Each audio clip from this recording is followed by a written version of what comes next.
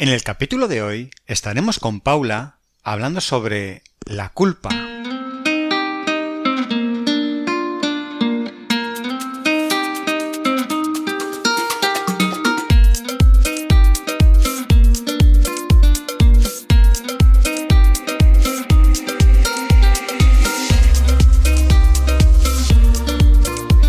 Muy buenos días a todos, otro día más aquí estamos para tratar estos temas fascinantes sobre la salud mental y hoy estamos de nuevo con Paula Masa, que es psicóloga experta en terapia online con casi 20 años de experiencia haciendo terapia y más de 6 años haciendo terapia online. Además, es supervisora de casos y apoyo del equipo de Psicología Online Avanzada. Muy buenos días, Paula. Hola, buenos días, Jota, ¿cómo estás? Pues muy bien, muy bien. Aquí muy contento de estar otra vez aquí contigo y deseando charlar un ratito sobre la culpa hoy, ¿no? Vamos a hablar sobre la culpa. Vamos a hablar sobre la culpa, qué emoción tan compleja. Sí, sí, ahora parece algo así que dices, bueno, la culpa, ¿no? Y puede parecer algo sin importancia, pero me parece que seguramente nos descubres ahora un montón de particularidades que tiene este sentimiento. Ujú. Sí, bueno, como te decía, parte de una emoción muy compleja, la de la culpa, que como toda emoción tiene su finalidad, tiene su función adaptativa, pero que al convertirlo en sentimiento se puede volver muy en nuestra contra. Así que es algo que hay que trabajar con ello y suele ser uno de los objetivos fundamentales a trabajar con nuestra inteligencia emocional. Pues si quieres, ¿por qué no empiezas, aunque todos tengamos una idea en la cabeza, ¿por qué no nos dices de todas formas qué es la culpa? Vale, a mí no me gusta hablar de emociones negativas y positivas, porque cuando decimos emociones negativas pareciera que no nos las pudiéramos permitir. Y sin embargo, lo que sí que debemos de tener en cuenta es que toda emoción tiene su función, tiene su finalidad adaptativa, como decía antes. Entonces, la culpa también es una emoción desagradable.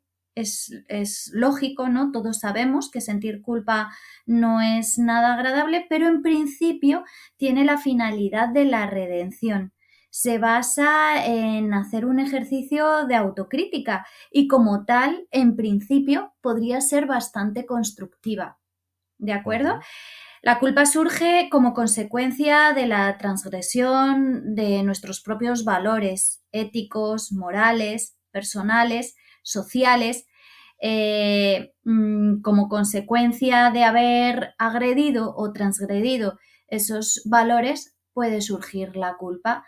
Lo que ocurre es que, como te decía antes, si se convierte en sentimiento, al final es un sentimiento que puede llegar a cronificarse y bloquea muchísimo, puede hacernos muchísimo daño. Por eso es muy importante trabajarlo. Desde mi punto de vista, dentro de que todas las emociones tienen su finalidad adaptativa, eh, la culpa quizás sea una a la que más, de las que más atención debamos de prestar, porque puede llegar a ser bastante dañina si se pasa de rosca, si llegamos a sentirla de manera desproporcionada. La salud mental es un tema muy delicado. Muchas veces dejamos pasar cosas que nos complican poco a poco la vida y acudiendo al psicólogo damos un paso en cuidarnos y mejorar nuestro día a día. Psicologiaavanzada.es. Terapia online desde el salón de tu casa. Entra en nuestra web psicologiaavanzada.es y pide tu primera sesión gratuita. Vale, vale. Bueno, pues como esto es una función adaptativa, ¿nos puedes especificar un poquito para qué sirve? ¿Cuál es esa función para la que tenemos esa culpa?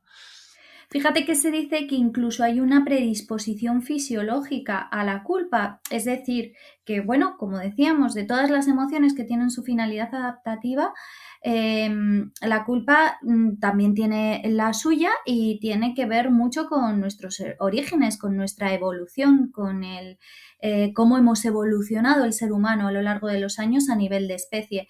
Y esa predisposición fisiológica en principio se relaciona con el refuerzo, con el mantenimiento de la culpa por medio de la compensación o la recompensa que recibimos a nivel social. Es decir, si sentimos culpa por algo, de alguna manera a nivel social estamos reflejando que tenemos una ética, que tenemos unos valores, que tenemos una moral y que por tanto somos dignos de ser apreciados por el resto. Fíjate que enrevesado, pero al final es algo que, como te decía, a nivel social acaba siendo muy, muy adaptativo y a nivel de evolución a lo largo del desarrollo de nuestra especie. Eh, yo no sé si hablando así de forma tan genérica Técnicamente y tan también, técnica, la gente se puede estar perdiendo y deberíamos llevarlo un poquito más a un lenguaje más sencillo y a lo mejor quizás poniendo ejemplos lo podamos entender de una claro. manera más clara todos y que nadie se pierda ni se vaya a otro sitio diciendo que se siente culpable por no entender lo que estamos Pues contando. estaría bueno, no es lo que pretendemos, ni mucho menos. Bueno, a mí me queda que esto es un sentimiento adaptativo, que es bueno sentirlo aunque sea algo negativo, la sensación sea negativa, eh, pero me imagino, y a mí se me ocurren ahora muchos ejemplos, que hay muchos tipos de culpa, ¿no? Porque no es lo mismo no sé, uy, no tenemos pan para comer porque se me ha olvidado, soy el culpable y me siento culpable porque no tenemos pan para comer, que el haber provocado pues algo gordo, ¿no? Yo qué sé, pues un accidente o algo serio y que te sientas culpable por algo. Entonces, cuéntanos, no sé si son tipos o grados. ¿Hay algo así? Bueno, hay una clasificación sobre la culpa en la cual encontramos tres tipos de culpa. Está la culpa empática, ¿vale? Que es esa que sentimos pues por medio de la empatía, de ponernos en el lugar de los otros. Al ver el sufrimiento de otros, podemos llegar a sentirnos culpables. Luego encontramos una culpa que es más racional, es una culpa que tiene que ver con la transgresión de nuestros propios valores, con agredir nuestra propia moral, como cuando nos comportamos de una forma desacorde a cómo debemos de creemos que debemos comportarnos, ¿vale? Y luego está la culpa más irracional, que es la culpa neurótica, la podemos llamar de esta manera, y es esa culpa cronificada que como consecuencia quizás a veces también de una educación y de unas ideas inculcadas pudiéramos llegar a vivir de una manera desproporcionada la culpa, a generalizarla y acabar sintiéndonos culpables absolutamente por todo. Esta es la culpa patológica, que de ahí me surge otra clasificación. Entonces, está la culpa que a nivel emocional es adaptativa y nos permite hacer autocrítica y nos permite construir dentro de nosotros mismos gracias a nuestros propios errores, al reconocer nuestros propios errores, y luego está la racional, que es esta, la irracional, perdón, la neurótica, que es esta que se generaliza a todo y que puede llegar a ser incluso crónica. Paula, me imagino que habrá mucha gente que se ha perdido con todo esto que has contado. Me parece demasiado técnico. Si quieres, intentamos mm, llevar un poquito a la tierra todo esto que has contado y nos has contado que hay tres tipos. Has empezado hablando del empático, que es un poco, bueno, pues eso, ponerte en el lugar de los demás. Entiendo que por poner un ejemplo, puede ser que cuando ves a alguien que está pasándolo mal, que está sufriendo, yo que sé, que está pasando hambre, cuando tú no la pasas, te sientas culpable, ¿no? Del hambre de Mm, otro, por claro. ejemplo. Luego nos has comentado otro tipo de culpa, no recuerdo ahora cómo la has llamado, la transgresora o Sí, la que transgrede a nuestros propios valores, a que nuestra podría moral, a ser, nuestra quizá, a mí ética. se me ha ocurrido mientras lo estabas contando, no sé si será el mejor ejemplo, pero cuando, por ejemplo, un político acepta un soborno bueno, pues para que ocurra algo, ¿no? Y puede que esté rompiendo su idea, ¿no? Al hacer esto. Por ejemplo, muy bien. Y luego hay el tercero que me has comentado que es la irracional, ¿no? Que se puede cronificar. Pero no sé dónde encajar la culpa mm, de las cosas que nos pasan más en el día a día, que a todos nos puede pasar de repente, pues que mm, pues te des un golpe con alguien, que se te olvide. Este tipo de cosas del día a día que Mm. ocurren, pequeñas cosas en las que tú tienes un parte de culpa, puede ser intencionada o no, pero son pequeñas cosas. ¿Dónde pondríamos estas culpas? ¿Dónde las ubicamos? Bueno, cada una de esas culpas cotidianas también podrían ser incluidas en cada uno de estos grupos, en la culpa empática, en la culpa transgresora o en la culpa neurótica. La culpa neurótica sería la culpa más irracional, la que yo me siento culpable por absolutamente nada que haya hecho. Eh, vaya, que me podría estar sintiendo culpable por la guerra. Podría ser también parte de culpa neurótica, empática, porque me podría sentir culpable pues por todos aquellos ucranianos, por ejemplo, que han tenido que salir de su país, que están pasando hambre, que están pasando vicisitudes y sin embargo yo estoy aquí tan a gusto, ¿no? En esta situación tan privilegiada. Podría ser parte de la culpa empática, pero también llegaría a ser irracional si al final incluso yo me siento culpable de formar parte de este sistema y al final por esto se generan las guerras en nuestro mundo. Igual que en las guerras podríamos estar hablando del cambio climático o podríamos hablar de tantas cosas en las que todos tenemos nuestro granito de responsabilidad, pero no tendría ningún sentido que nos sintiéramos culpables. Es que esa es la clave. Al final, la culpa, como la trabajaremos, será transformándola en responsabilidad. ¿Te acuerdas cuando hablábamos en resiliencia de preguntarnos el por qué al para qué? Pues Ujú. ahí está exactamente un paralelismo, ¿no? En la culpa es como si estuviéramos en el por qué, nos quedamos en lo de atrás, en lo que hemos hecho, en lo Ya. que ha pasado. Y la responsabilidad ya va más hacia el presente o hacia el futuro, es como más el para qué, ¿vale? Yo siento una culpa, pero de ahí construyo y ahí asumo mi responsabilidad. Si nos podemos sentir culpables por muchas cosas, pero yo insistí al principio, y sí que es verdad que suena muy técnico, pero es que también es importante saber un poco cuál es el mecanismo bajo el que funcionamos a nivel afectivo.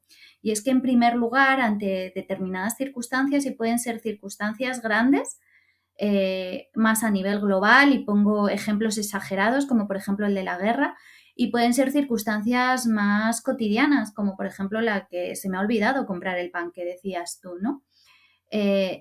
Ante estas situaciones, ante estas circunstancias, surge una emoción y puede ser la emoción de culpa y ahí es donde caben todo tipo de emociones, como decía antes. Por eso no decir que son positivas o negativas, sino agradables o desagradables por cómo nos hacen sentir. Pero dependiendo de cómo yo interprete esa emoción, se va a convertir en un sentimiento.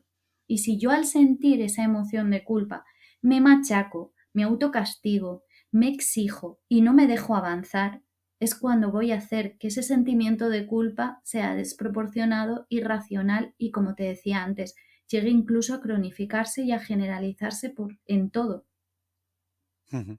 Sí, me imagino que es complicado no sentir culpa a veces cuando hacemos ciertos actos. Claro.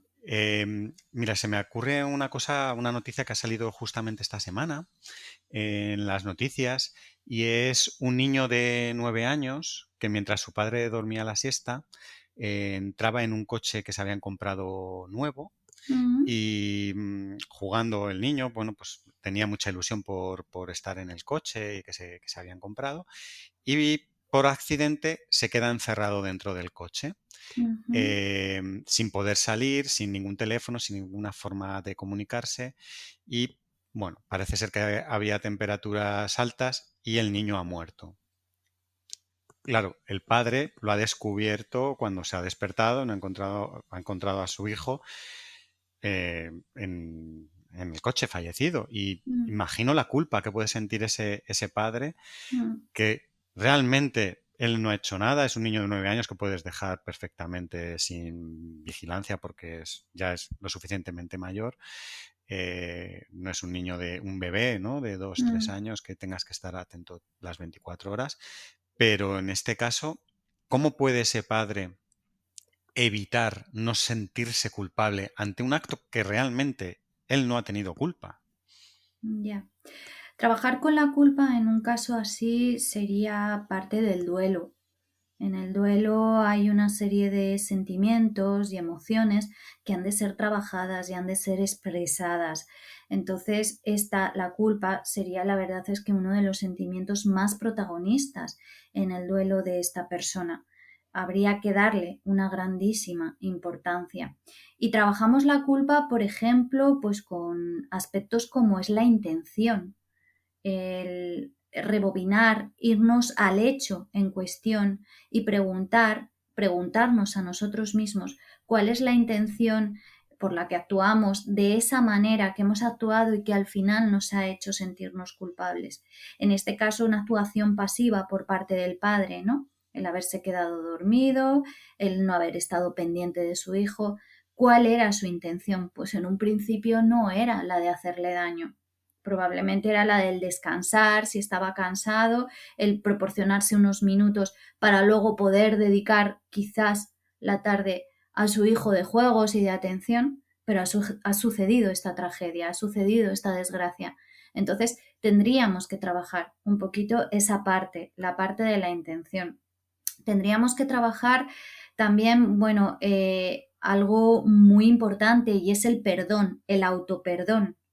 ¿Vale? El perdón es algo que trabajamos muchísimo en terapia en muchísimas circunstancias y en el caso de la culpa trabajamos especialmente el autoperdón. Se trabaja de la misma manera que trabajamos el perdón hacia otras personas y, por ejemplo, una estrategia muy fácil y accesible para trabajar el perdón es mediante las conductas positivas. Si queremos perdonar a alguien, es bueno que tengamos conductas positivas hacia esa persona. Así recibimos también como respuesta otras conductas positivas por parte de la otra persona y vamos mejorando nuestra relación de tal forma que el perdón se va atenuando, va desapareciendo. Obviamente es un proceso. Bien, pues esto mismo lo podemos hacer hacia nosotros mismos y se trata con el autocuidado, con la autoprotección, con el no ser exigente, con el medir mucho cómo ese padre se está hablando a sí mismo en estos momentos. Sería esencial una terapia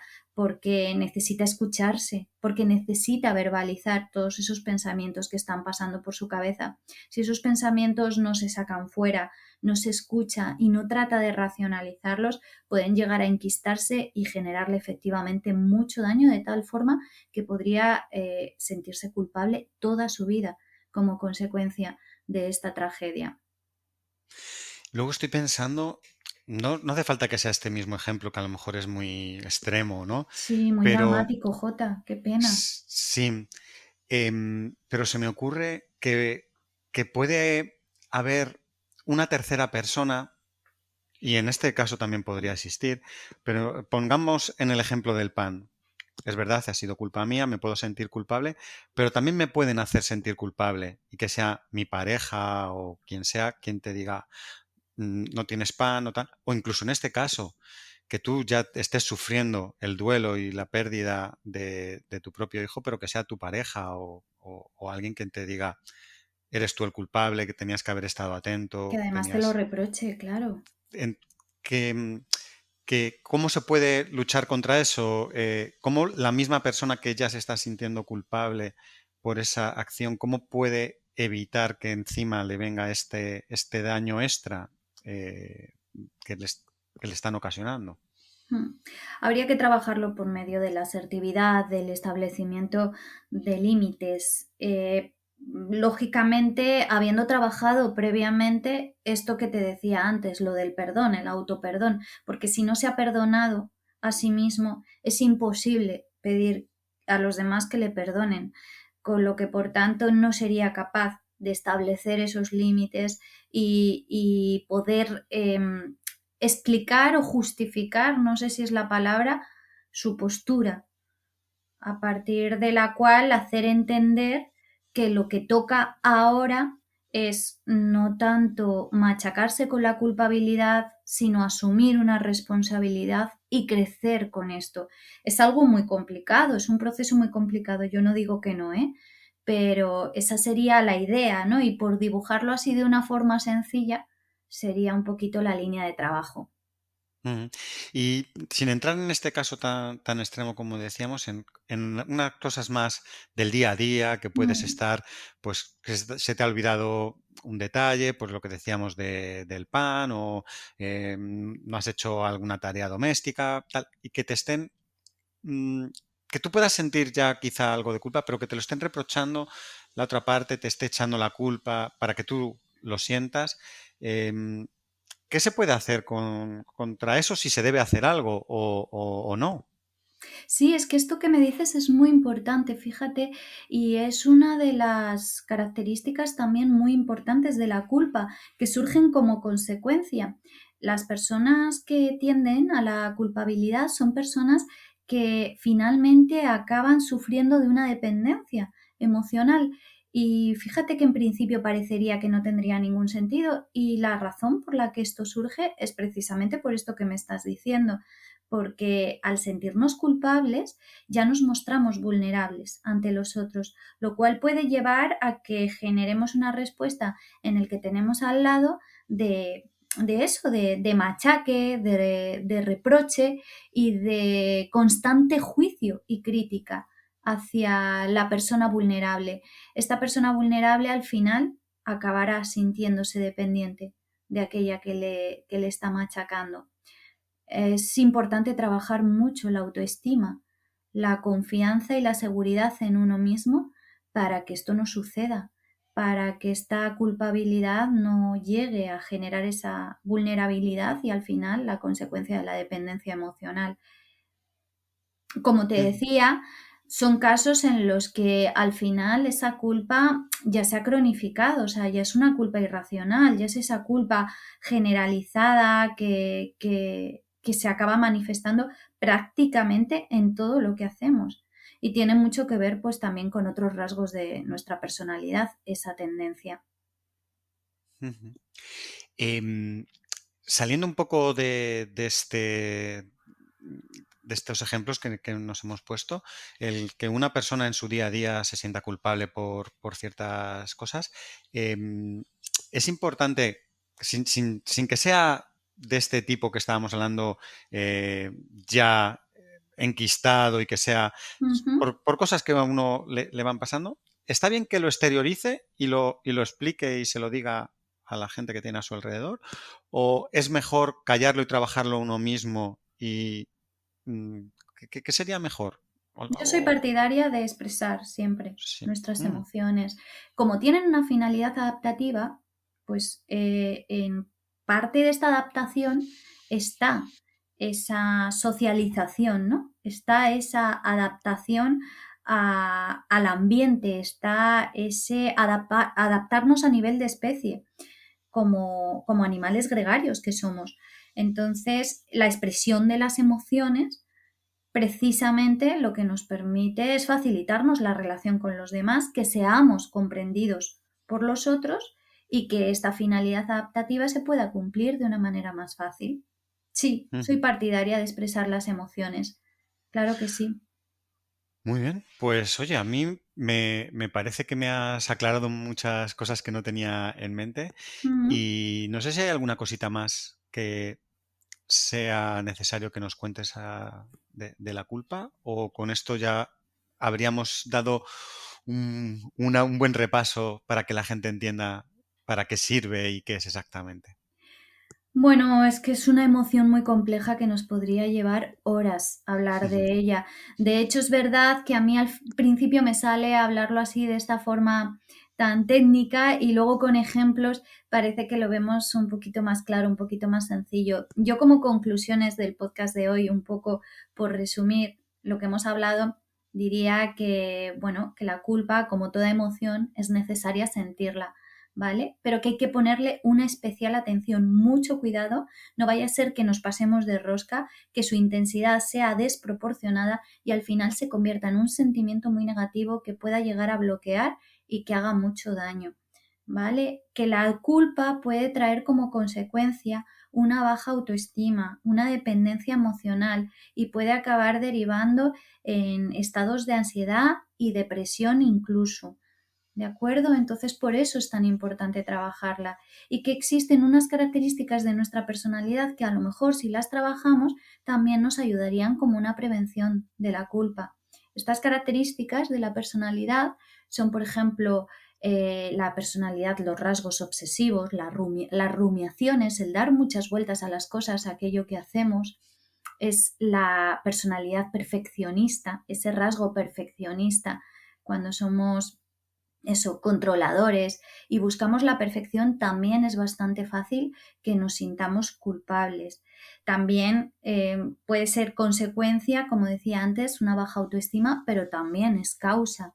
La baja autoestima, la inseguridad, la poca confianza en nosotros mismos, el no permitirnos los errores y no ser conscientes de nuestras limitaciones, porque de lo que no cabe ninguna duda, Jota, es que todos cometemos errores y que en la mayoría de las ocasiones los errores que cometemos, por supuesto que son inintencionados. Entonces, una manera de trabajar muy práctica la culpa es con la intención. Cuando yo me sienta culpable por algo que he hecho, lo primero que me voy a preguntar es con qué intención he hecho eso. Y a partir de ahí, si la intención no ha sido mala, si la intención es lícita y no transgrede mis valores, empezaré a trabajarme el perdón. ¿Cómo puedo trabajarme el perdón? Pues cuidándome, mimándome, dándome caprichos, justo haciendo todo lo contrario de lo que en un principio haría con la culpa, que sería machacarme, exigirme, castigarme. Serviría esto como conclusión, ¿verdad? Me parece que has puesto la guinda Al al pastel. pastel. Sí, sí, sí. Y bueno, y aunque pudiéramos estar hablando horas sobre la culpa, yo creo que podemos terminar aquí y en todo caso podríamos continuar extendiéndonos, profundizando en alguna de estas partes en el futuro, si así lo crees oportuno.